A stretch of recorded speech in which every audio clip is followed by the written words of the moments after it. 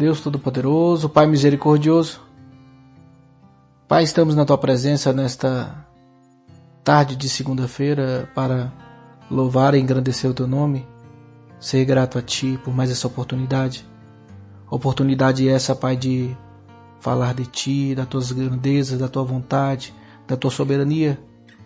Oportunidade essa, Pai, de crescermos juntos na graça e no conhecimento do Teu Evangelho. Pai, somos gratos a Ti por tudo isso. Nos fundamente na Tua palavra, que o Teu Espírito Santo possa nos convencer da justiça e do juízo, nos fundamentando na verdade, para que andemos na verdade, para que espelhemos a verdade, para que a nossa vida venha a ser palco da glória do Teu reino, que é a verdade. É isso que eu Te peço, Pai. Abra nossas mentes. Entre com a Tua palavra nos nossos corações. Transforme-nos. Em nome de Jesus. Amém.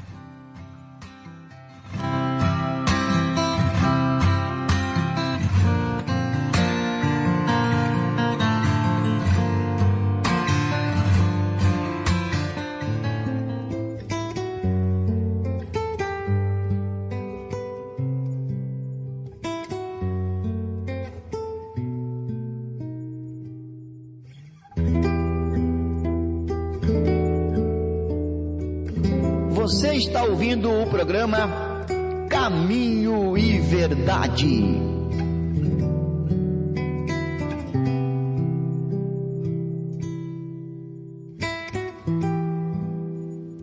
Olá, irmãos, então vamos iniciar o nosso estudo e sem demora eu peço aos irmãos que abram a vossa Bíblia no Evangelho de Jesus conforme Mateus, capítulo 9. E hoje finalizaremos para a glória de Deus esse capítulo.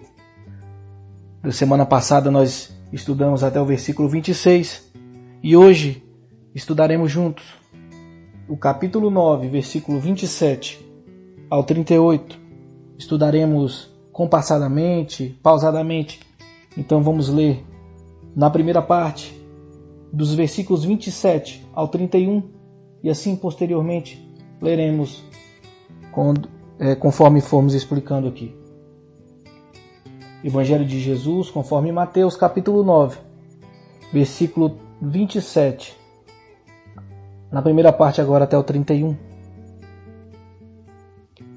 Como eu sempre falo aos irmãos, a versão que eu estou utilizando é a versão King James 1611. Mas indiferente disso, irmãos, abra sua Bíblia. Vamos ler juntos a palavra do Senhor, porque é ela que é a verdade. Deixe sua Bíblia aberta assim que terminar, para a gente acompanhar ponto a ponto. Até o versículo 31 vai dizer assim: Partindo Jesus dali, 2 homens cegos o seguiram clamando.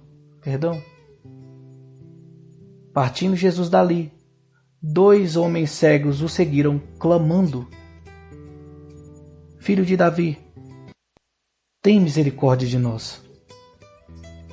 Entrando ele em casa, aproximaram-se os cegos e Jesus lhes perguntou: Credes que eu seja capaz de fazer isto? E responderam-lhe: Sim, Senhor. Então lhes tocou os olhos, dizendo: Seja-vos feito conforme a vossa fé. E os olhos deles foram abertos, e Jesus os advertiu então severamente: Cuidai, para que ninguém saiba disto. Contudo, ao partirem, propagaram os feitos de Jesus por toda aquela região. Amém, irmãos? Até aqui por enquanto. E aqui nós estamos dando continuidade ao estudo da semana passada, ao capítulo 9. Vimos de uma série de milagres e prodígios ao qual Cristo vem fazendo. Na semana passada estudamos a cura da mulher com fluxo de sangue e a ressurreição da filha de Jairo, o chefe da sinagoga. Naquele contexto, Jesus foi abordado por Jairo para que fosse ressuscitar sua filha. E naquele caminho nós vimos que a mulher com fluxo de sangue toca na orla do manto de Cristo, e nós vimos isso na semana passada. E Cristo cura aquela mulher e também ressuscita a filha de Jairo. E agora nós entramos aqui no contexto desses dois cegos, porque o texto começa partindo Jesus dali, então nós temos que entender o anterior. Partindo dali aonde? Da casa de Jairo. Jesus vindo da casa de Jairo, aqueles cegos o seguiram, clamando a Cristo, para terem compaixão. Irmãos, esse episódio do cego nos ensina, também como todas as passagens que nós temos lido até aqui têm nos ensinado, mas nos ensina também sobre a fé. Como nós vimos a de Jairo, como nós vimos a mulher do fluxo de sangue, que independentemente de como vieram, Jairo, na última opção, a mulher do fluxo de sangue, o misticismo, não sei. Mas esses cegos também vieram a Cristo com fé. E nós temos visto então, irmãos, o poder extraordinário que a fé tem. Esses dois cegos seguem Jesus clamando por misericórdia.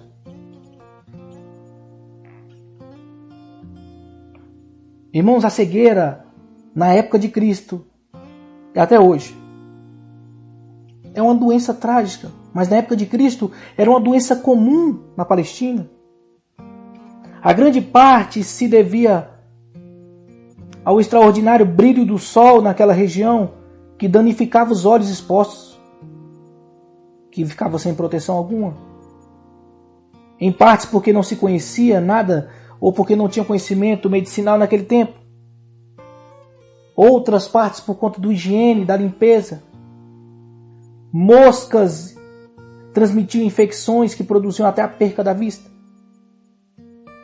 Mas aqui não é o foco a doença desses cegos e como eles tiveram a doença, mas a fé.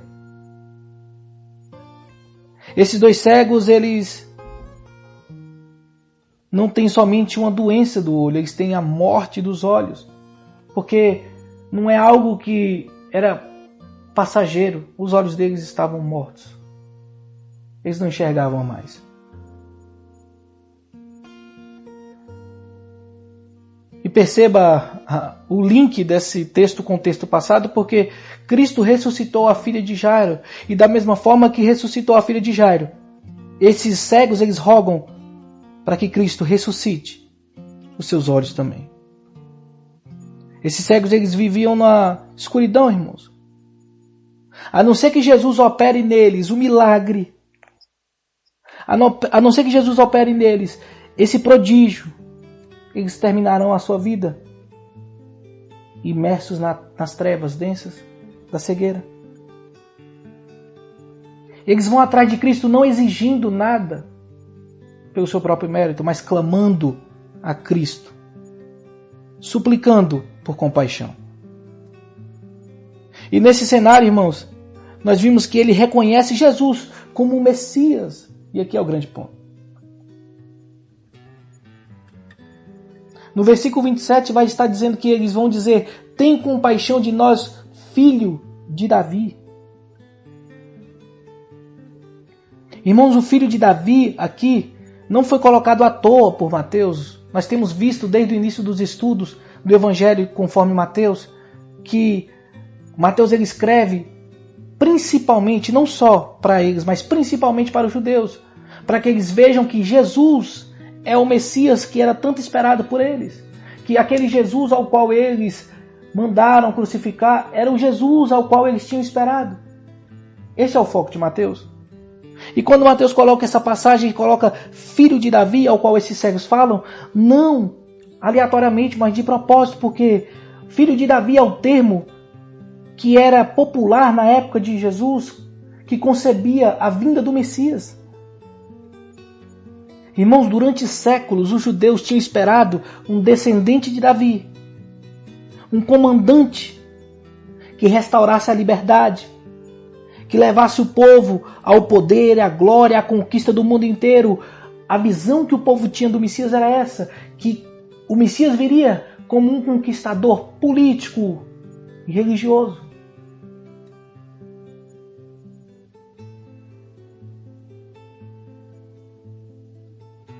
Eu não sei se esses cegos tinham essa visão de Cristo.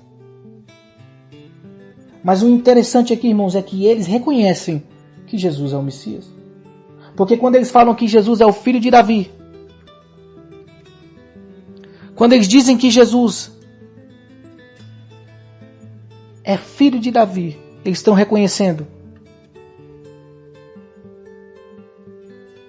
que Jesus é o Messias. O Dr. Sproul, um teólogo famoso, ele vai dizer que o reinado de Davi ele teve um fim, porque o reinado de Davi ele foi ouro nas mãos de Davi, virou bronze nas mãos de Salomão. Porém, quando Salomão morre, o reino se divide e as nações tomam o povo de Israel. Nós vimos isso nos estudos. A Babilônia, depois o Império Medo-Persa, depois o Império Greco-Macedônico, depois Roma. E quando eles falam filho de Davi, eles creem que aquele é o rei que viria. Não sei qual a concepção deles, mas eles tinham fé que Jesus era o Messias.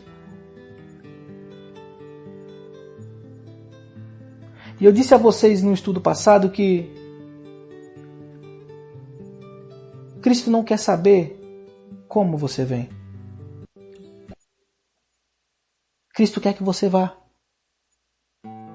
Porque como você vem não importa, o importante é como você vai ficar depois de encontrar Cristo. Porque depois que você encontra Cristo, depois que você conhece a verdade, depois que você bate de frente com a verdade, é impossível você continuar da mesma forma.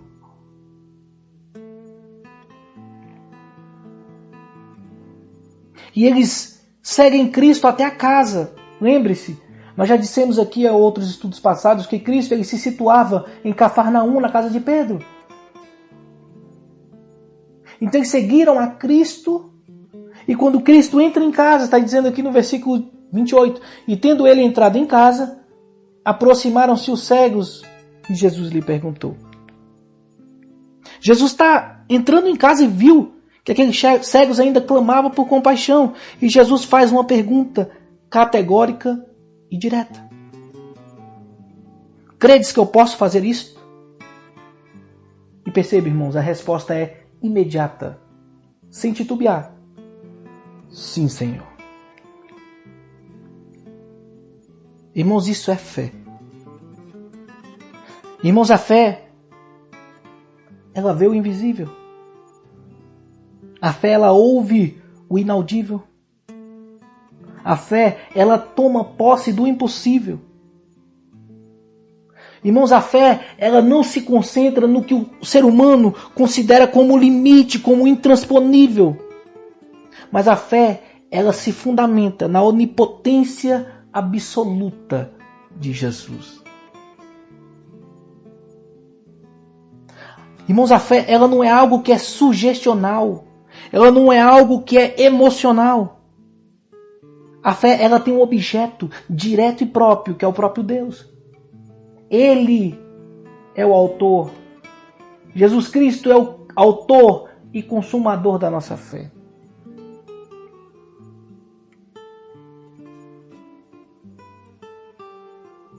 Irmãos, perceba, você tem que entender isso, eu tenho que entender isso, nós temos que entender isso. A nossa fé, ela não se fundamenta em misticismo.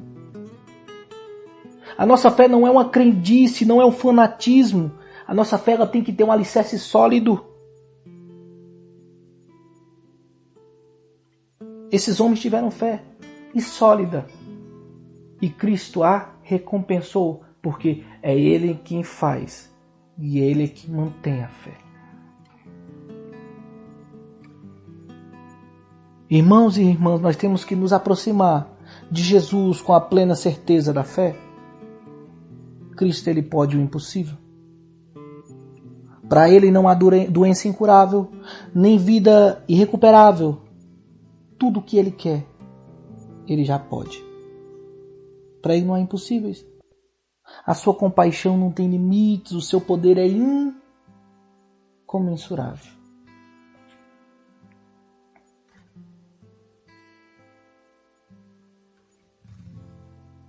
O versículo 29 vai nos mostrar que Cristo confirma a fé desses homens, porque eles tiveram fé em acreditar que Jesus é o Messias e que pode curá-los. Sem titubear, disseram sim, e Cristo confirma a fé. No versículo 29, então lhes tocou os olhos, dizendo: faça-vos conforme a vossa fé.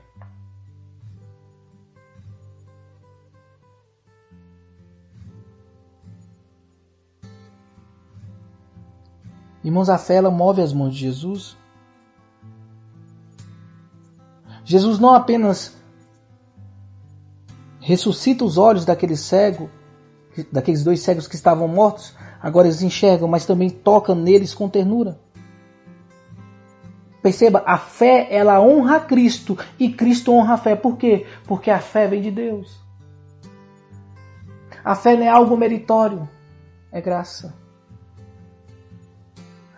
A Bíblia fala que a fé ela vem pelo ouvir e o ouvir pela palavra. Nós temos que ter isso em mente, meus irmãos. A fé ela é uma graça, é uma dádiva que é Deus quem imputa a nós.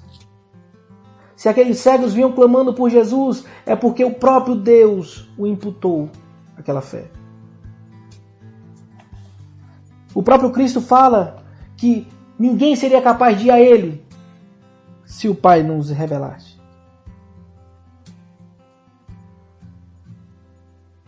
Hebreus capítulo 12, versículo 2 vai dizer que, olhando firmemente para o autor e consumador da fé, Jesus, o qual, em troca da alegria que lhe estava proposta, suportou a cruz, não fazendo caso do sofrimento, e está sentado à destra de Deus.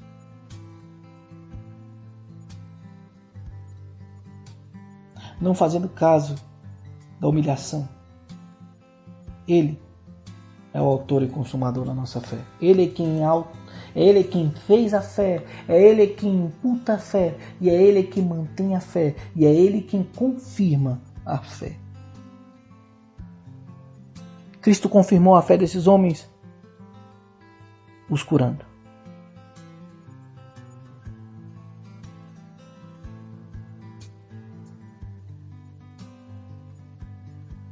E os curando, irmãos, Cristo mostra que a fé, ela sempre vence. Versículo 30 e 31 vai dizer: e abriram-se os olhos. Irmãos, o milagre aconteceu. Aqueles olhos que outrora estavam mortos, agora voltaram a ver. Perceba, irmãos, a fé que clama, como eles vieram clamando, também confia, como eles confirmaram. E a fé que confia também recebe. A cura foi instantânea, foi completa. E logo após Jesus curá-lo, Jesus faz uma advertência àqueles homens, dizendo: cuidai, para que ninguém saiba.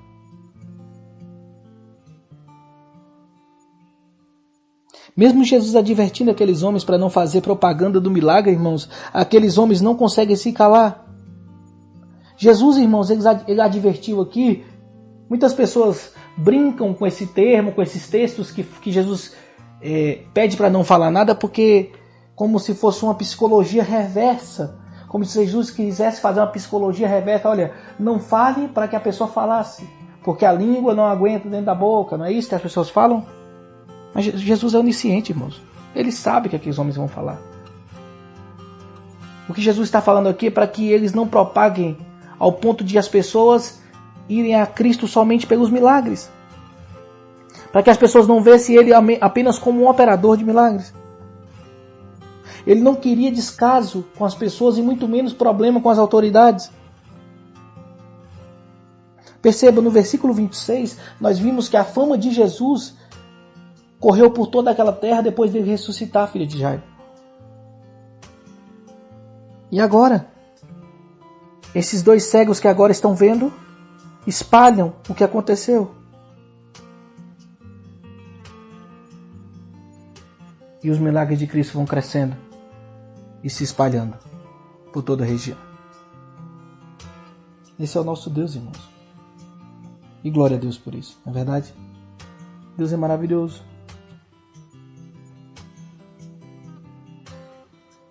O homem, irmãos, ele tem que ser consciente de que só Jesus Cristo é capaz de fazer essas maravilhas.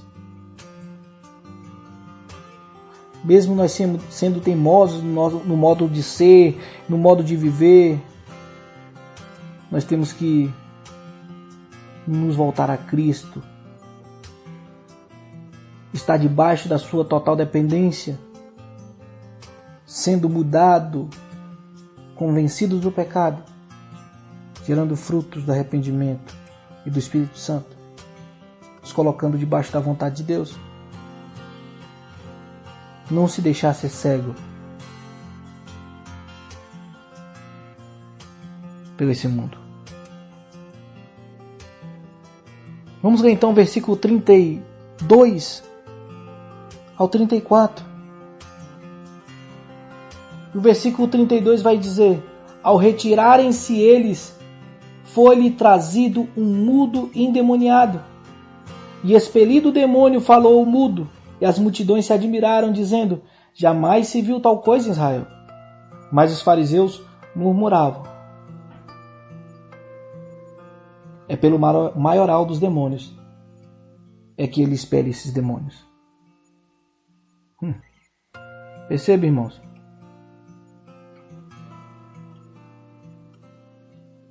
Poucas passagens na Bíblia, irmãos, mostram com tão clara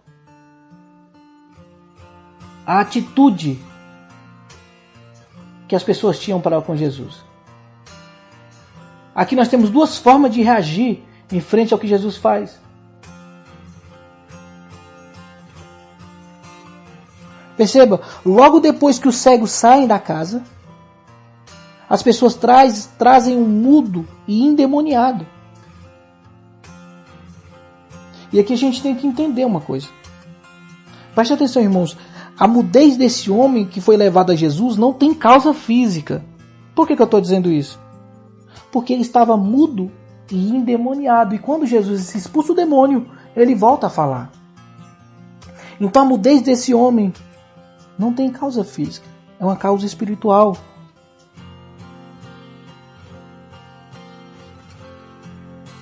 O que estava naquele homem não era uma enfermidade, mas sim um demônio. Irmãos, nenhum remédio poderia aliviar aquele sofrimento. E com isso eu quero te trazer aqui, irmãos, uma grande verdade que nós temos que entender a respeito disso. Primeiro ponto: os demônios não são mitos.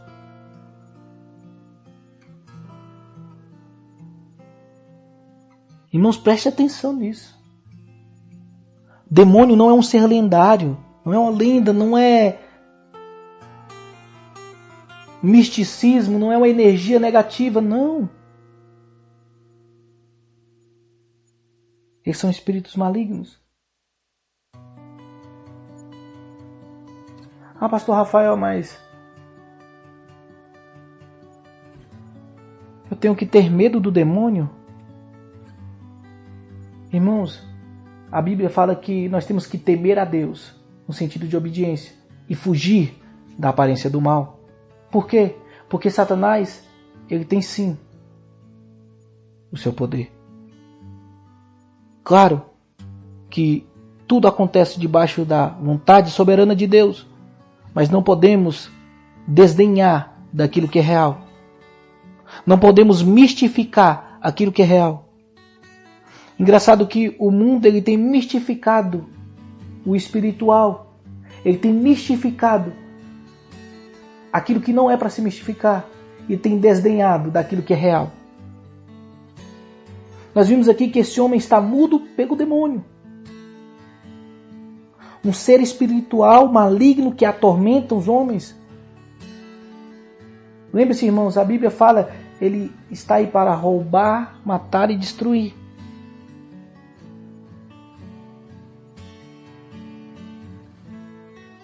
Mas nós servimos aquele que está para nos dar vida e vida em abundância. Irmão, Satanás, ele atormenta várias pessoas, fisicamente, emocionalmente, espiritualmente. Este homem aqui, neste caso, ele tem uma língua na boca, mas está impedida de falar. Ele vive em cativeiro pelo silêncio. Mas o lindo disso aqui é que Jesus não quer saber dos sintomas, irmãos. Ele vai direto na fonte. Ele sabe qual é a causa.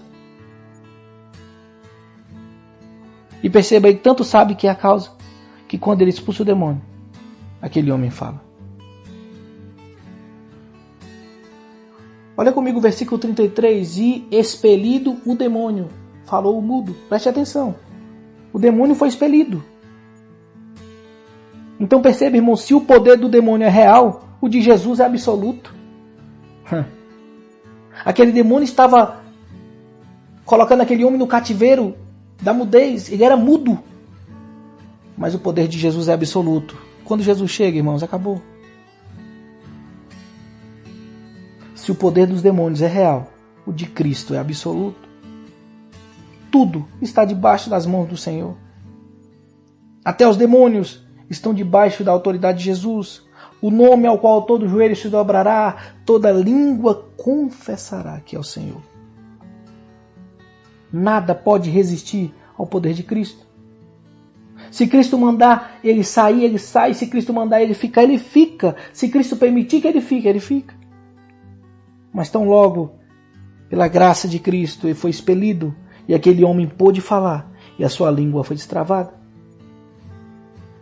E claro, por consequência, aquele povo que estava ali, que levou aquele mudo, quando viu aquilo, o versículo 33 vai dizer, se admiravam as multidões, dizendo, jamais se viu tal coisa em Israel.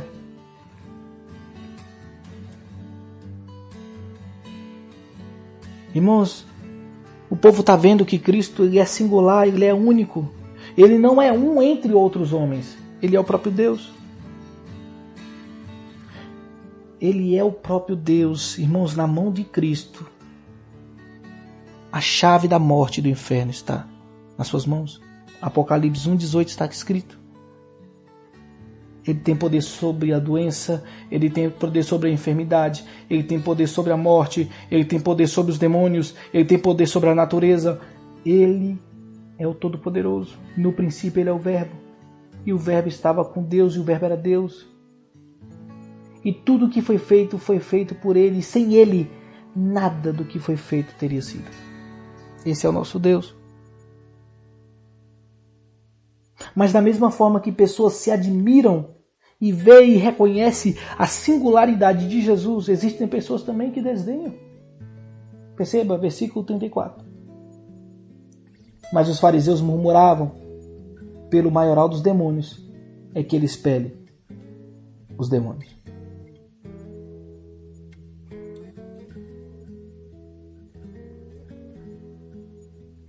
Preocupante, não é, irmãos?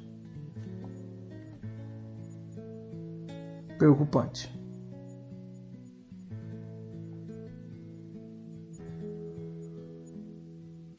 Os fariseus, irmãos, com certeza ali, movidos por inveja,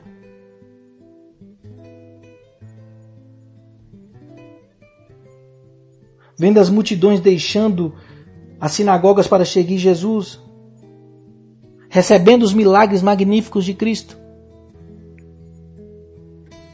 eles não conseguem negar o que Cristo tem feito ali. Não tem como, irmãos, negar o que Jesus estava fazendo.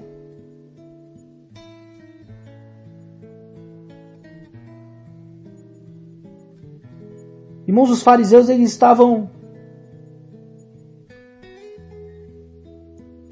eles Eles estavam assim, eles estavam consigo mesmo felizes.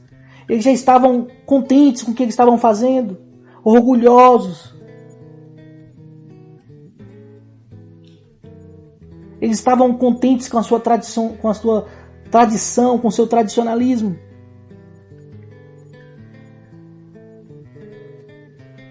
Eles consideravam Jesus um aliado dos poderes do mal. Percebe, eles não negaram o que Jesus fizeram, o que Jesus fez, mas eles atribuíram o que Jesus fez ao diabo.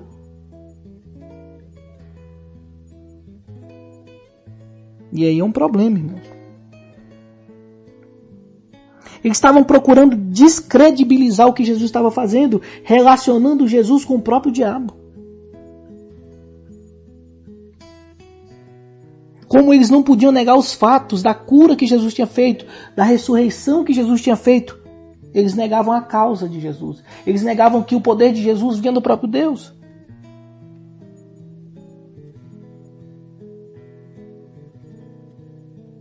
Aqui, irmãos, os fariseus cruzaram a linha que é irremediável. Aqui eles fizeram algo que é terrível. Eles atribuíram algo que é divino a Satanás. E isso é blasfêmia. Isso é aquele pecado conhecido lá na primeira carta de João, na segunda carta de João, na terceira carta de João, quando ele vai lutar contra o gnosticismo e vai falar sobre a apostasia. Quando você nega que Deus está agindo por ele, atribuindo o que Deus faz a Satanás, abandonando as crenças do próprio Deus, do Espírito Santo, você está apostatando da sua fé.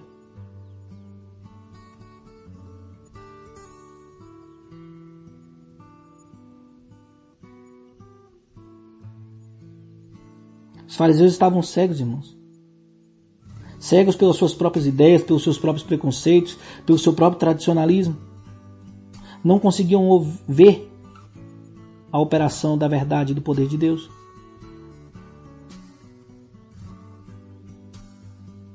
E isso é um problema muito grande. Quanto de nós já fomos cegos também? Quanto de nós já deixamos de enxergar o que Deus estava fazendo em nossas vidas, ao ponto até de não achar que era o próprio Deus? E isso é um problema. Mas hoje estamos aqui para nos livrarmos da ignorância e aprendermos que Cristo, Ele tem todo o poder no céu e na terra, da morte e do inferno, dos demônios e das doenças, da natureza e de tudo o que é, que foi e o que há de vir. Esse é o nosso Jesus. E para finalizar o capítulo, vamos ler o versículo 35 ao 38, que vai dizer: E percorria Jesus todas as cidades e povoados, ensinando nas sinagogas, pregando o evangelho do reino e curando toda sorte de doenças e enfermidades. Vendo ele as multidões, compadeceu-se delas, porque estavam aflitas e exaustas, como ovelhas que não têm pastor. E então se dirigiu aos seus discípulos: A seara, na verdade, é grande, mas os trabalhadores são poucos. Rogai, pois, ao Senhor da seara que mande trabalhadores para a sua seara. E aqui, irmãos, para finalizar, nós vemos aqui as 3 áreas de ação do ministério de Cristo, do ministério de um cristão: o ensino, a pregação e a ação, que é a cura. Perceba, antes de Jesus enviar os discípulos para pregar, para ensinar, para curar, Ele faz isso primeiro. Cristo, Ele é um líder por excelência, Ele lidera por exemplo. Ele não manda somente porque é o próprio Deus e Ele tem autoridade para mandar, não, Ele faz, Ele mostra como faz, Ele vive o que faz, Ele é diferente. Ele não é o Cristo só que fala, mas é o Cristo que fala e faz. Ele é o Cristo que trabalha. A atuação de Cristo, ela se dá com palavras e atos, com cuidado da alma, com cuidado pelo corpo, O Evangelho de Cristo ele é espiritual, mas ele também é ação. E ele nos mostra aqui nesse versículo. Perceba, o versículo 35 vai falar: e percorria Jesus todas as cidades e povoados, ensinando. Jesus não era um mestre comum, irmãos, mas ele era o mestre dos mestres, preste atenção. Jesus ele não veio ensinando banalidades, mas ele veio falando a verdade. Ele não ensinou como os escribas e os fariseus vinham fazendo, não. Ele ensinou com autoridade. Ele ensinou a verdade. Ele não ficou somente dentro da sala de aula, mas ele percorreu todos os povoados. Lembre-se, irmãos, eu já tinha dito isso aqui. Só a Galileia, que é uma pequena parte de Israel, ela tinha 204 cidades, com mais de 15 mil habitantes cada uma. O ensino de Jesus, irmãos, ele ultrapassou fronteiras. Ele foi para a rua, para a viela, das vielas para os campos, dos campos para as salas, das salas para todos os lugares e os confins. Onde o povo estava, Cristo estava ensinando. Se era no sábado ele estava na sinagoga, abrindo a lei e ensinando também.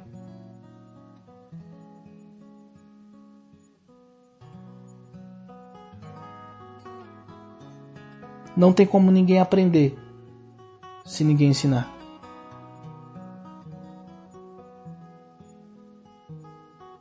Jesus é claro no exemplo que ele nos dá. O primeiro é o ensino. E depois a pregação. Ensinando nas sinagogas, pregando o evangelho do reino. Perceba, ele ensinava e depois pregava. Pastor, mas é a mesma coisa? Não. Perceba, irmãos, a palavra pregação, ela vem do grego kerusso, que significa arauto, que significa anunciar de maneira vigorosa. Arauto era aqueles homens que vinham na frente das carruagens do rei para anunciar que o rei estava vindo. Cristo, irmãos, ele além de ser a mensagem, ele é aquele que anuncia também a própria mensagem. Em vez de Jesus gastar tempo com aqueles homens que estavam criticando ele, não, ele percorria as cidades ensinando e pregando. A resposta de Jesus às calúnias era pregação, ensino, cura.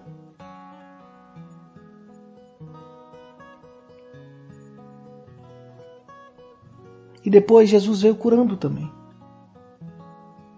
Perceba, pregando o evangelho e curando toda sorte de doenças e enfermidades.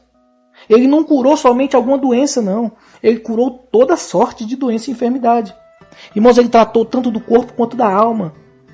Por intermédio da mão de Jesus, cegos puderam ver, surdos puderam ouvir, mudos puderam falar, aleijados puderam andar, leprosos foram purificados, endemoniados foram libertos, aflitos foram consolados.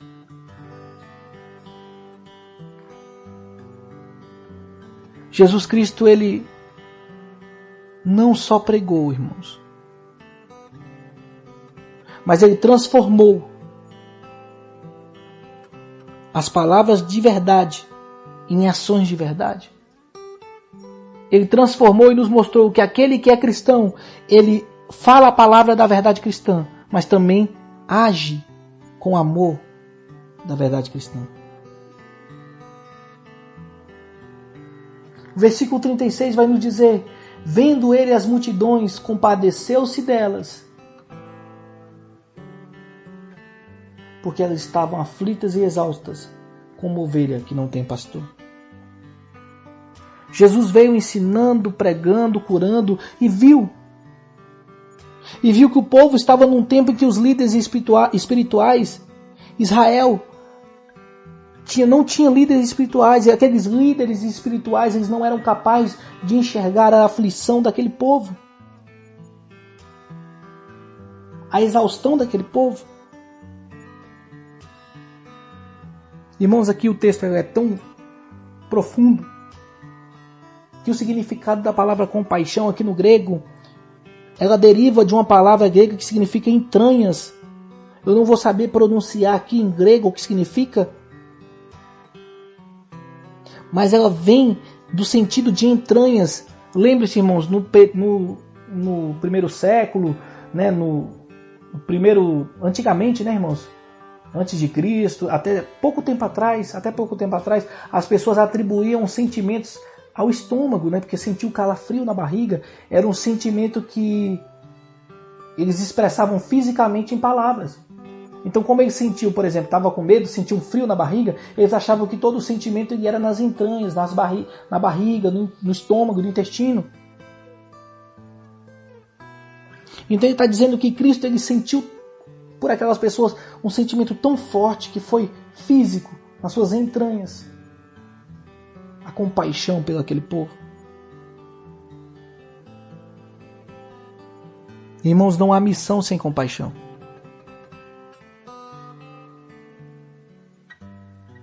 Não há ministério eficaz sem misericórdia.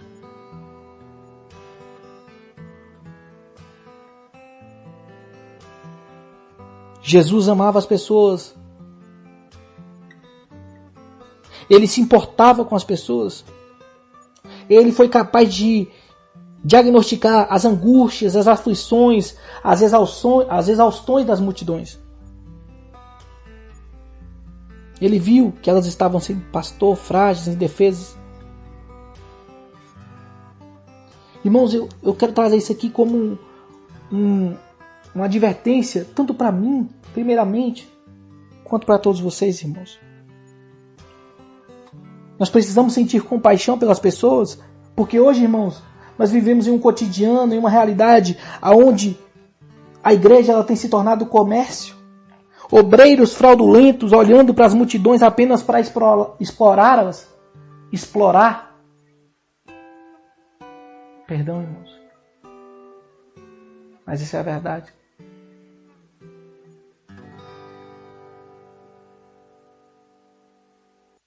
As pessoas veem, os obreiros, as igrejas, veem apenas as pessoas como fonte de lucro para crescimento financeiro, crescimento de quantidade de membros ou até de popularidade. Arrancam a pele das pessoas usando de uma falsa espiritualidade.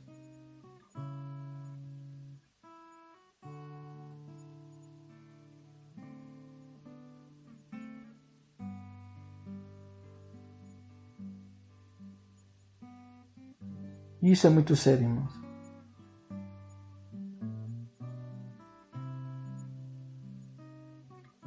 O povo estava faminto, estava cansado, estava exausto. Mas os obreiros da época, os sacerdotes da época, só se preocupavam com o que ia ganhar. Não é diferente de hoje, né?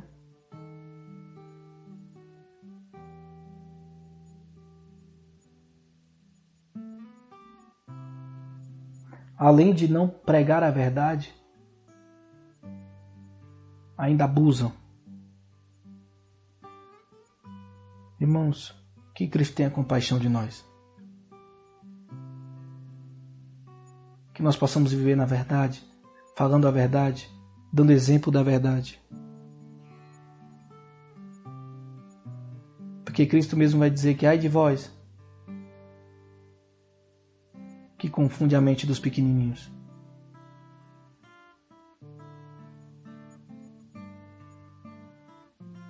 Que nós não podemos entrar nessa relação de obreiros e irmãos fraudulentos, mas que nós possamos ser exemplos de cristãos, pregando a verdade de maneira verdadeira, com amor, com afinco, com responsabilidade. Pregando o evangelho da verdade. Irmãos, eu e você somos somente um envelope. O que é importante é a palavra de Deus. Nós somos só a voz, porque quem clama é o próprio Deus. Nada além disso.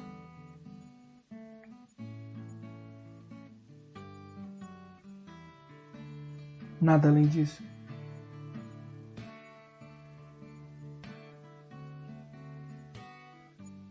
Versículo 37.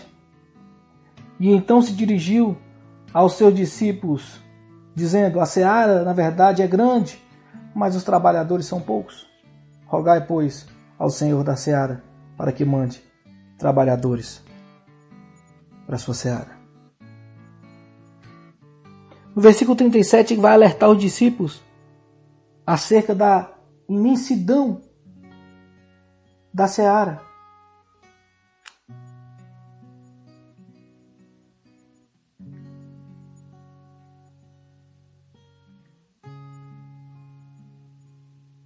Irmãos, aqui nós encontramos um dos maiores desafios do cristianismo, da verdade.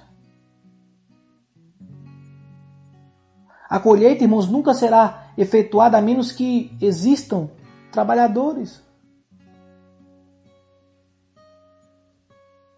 Jesus, ele fala aqui categoricamente: ore ao Senhor da seara para que mande trabalhadores. Ele necessita de trabalhadores.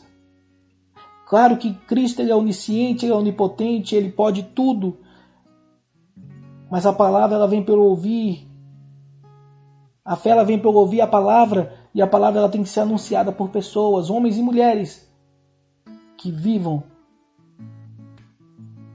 para a glória do reino de Deus.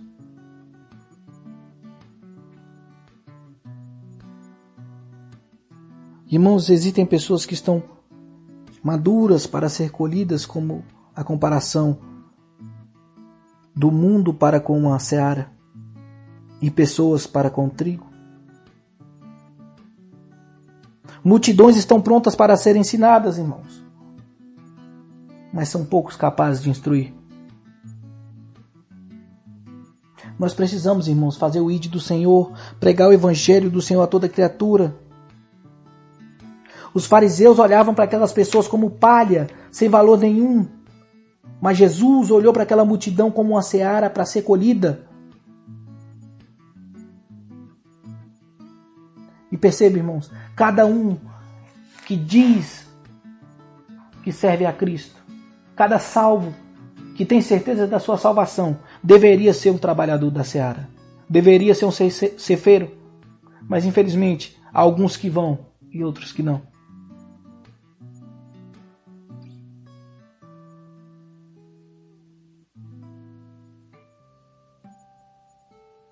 Meu irmão, passou mais de 2.000 anos já. Mais de 2020 anos. Que Cristo veio ao mundo, que morreu pelos nossos pecados, que ressuscitou para a nossa justificação. E há ainda milhões de pessoas não alcançadas. Muitos povos ainda nem sequer têm uma tradução da Bíblia para a sua língua. A carência é imensa, meus irmãos. O tempo está aí. Essa geração é de nossa responsabilidade. Essa é a nossa responsabilidade humana, pregar o Evangelho. Lembre-se, irmãos, a Bíblia fala: conhecereis a verdade e ela vos libertará. Então, irmãos, a ignorância não é um caminho para Deus. É pela ignorância que as falsas religiões prosperam. É pela ignorância que os falsos obreiros têm ganhado a notoriedade que eles têm. A igreja não pode se acovardar. A igreja, ela tem que ter a voz. A igreja, ela tem que falar a verdade. Isto é o que Cristo nos manda. O mundo está aguardando, meus irmãos. Ninguém ouvirá o Evangelho a menos que alguém saia para falar do Evangelho.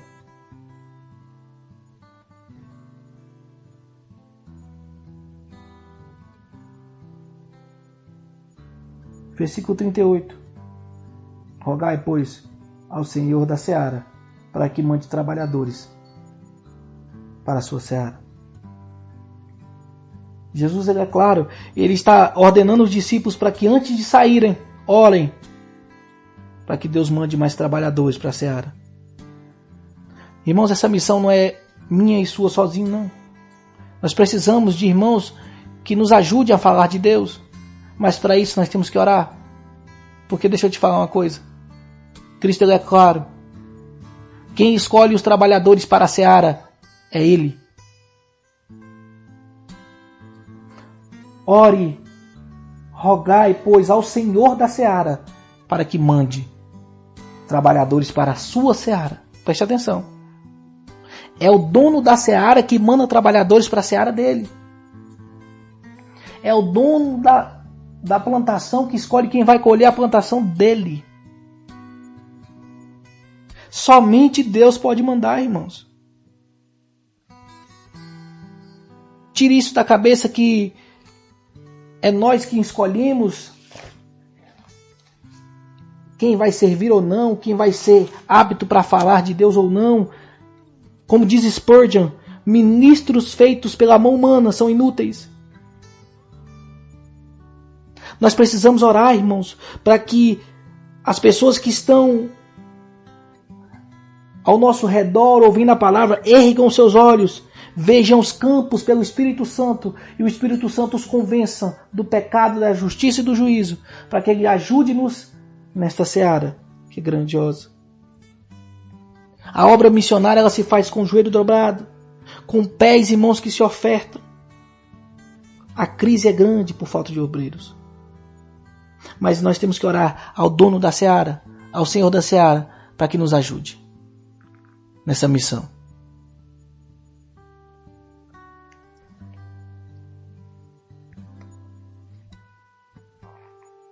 Mediante a oração, meu irmão, nós obteremos a ajuda do Espírito Santo.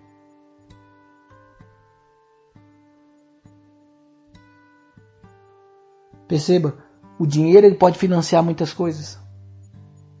As universidades podem conferir diplomas de erudição para muitas pessoas.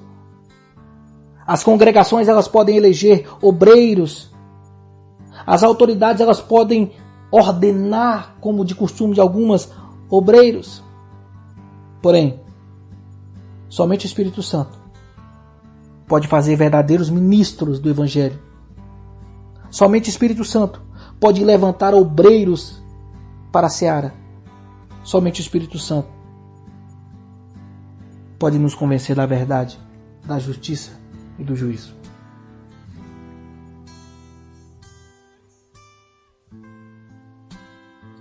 A verdade do Evangelho é que cada cristão seja um missionário, que cada cristão seja um ceifeiro. Com certeza, irmãos, alguns não poderão fazer alguma coisa e outros não poderão fazer outras, porque a vida impossibilitou ou tem debilidade. Mas, irmãos, não se esqueça, quem mantém a seara e que quem manda o obreiro para a seara é o Deus. Então faça aquilo que é cabido a você. Não é o caminho que você faz, nem a quantidade do que você faz, nem a força que você tem, nem o conhecimento que você tem, porque tudo isso é graça. É preciso que você faça de verdade, em espírito e em verdade. E com isso eu te chamo para fazer uma autoanálise. Você crê em Cristo? Você crê que Ele pode fazer tudo isso que nós temos estudado? Você crê que é salvo por Cristo? Quais têm sido a evidência da tua salvação?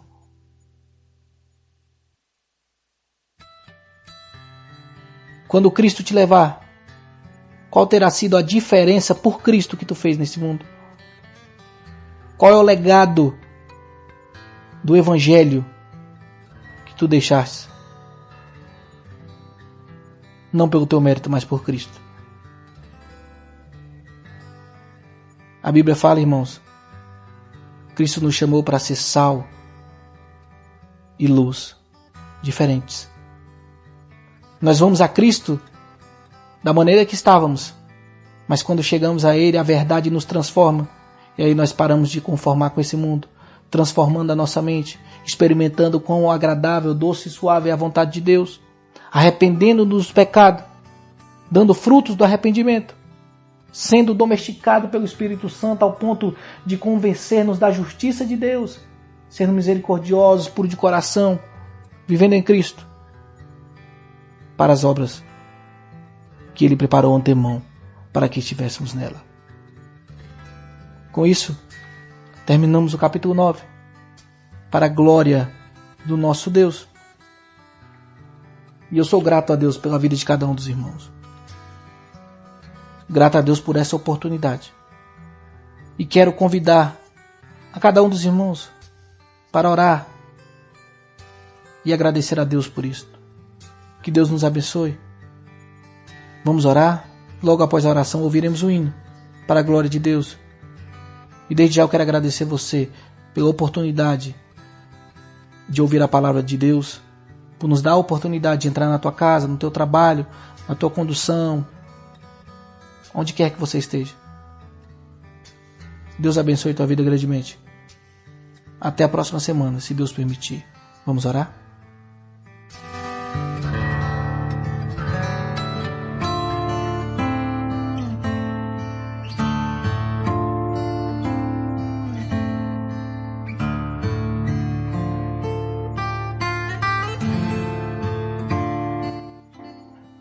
Deus, Pai Todo-Poderoso, Criador do céu e da terra. Pai, estamos na Tua presença nessa tarde de segunda-feira para ser grato a Ti. Ser grato a Ti pela oportunidade, pela dádiva do conhecimento, por tudo que Tens feito. Deus, sabemos que não somos merecedores, mas é por isso que o nome é graça. Obrigado, Pai, por fazer parte desse corpo ao qual é ligado em Ti, Jesus Cristo, que é o cabeça. Deus nos deu uma semana abençoada debaixo das Tuas mãos potentes. Livra-nos, Pai, de todo mal, todo homem e mulher do coração enganoso. Repreenda tudo que não provém de Ti. Livra-nos, Pai, de nós mesmos, da nossa ganância, da nossa incredulidade, da nossa cobiça, da nossa maldade, do nosso coração enganoso, da nossa falsa justiça. Aplique em nós o Teu Espírito Santo, impute em nós a Tua justiça. Nos dê, Pai, força para resistir o mal, fugir da aparência dele, força para buscar a Ti cada dia mais. Fundamente em nós a Tua fé, para que nós possamos servir a Ti em espírito e em verdade. É isso que eu te peço, Pai, e te agradeço no nome de Jesus. Amém e amém.